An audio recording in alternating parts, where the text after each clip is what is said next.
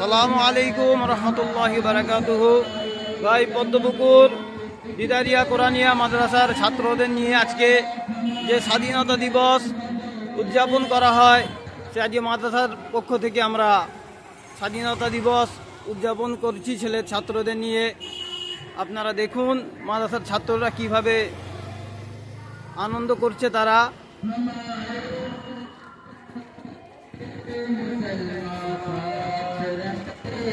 ছোট ছোট হাফিজে কোরআন বাচ্চাদের নিয়ে আজকে স্বাধীনতা দিবস উদযাপন করা হচ্ছে।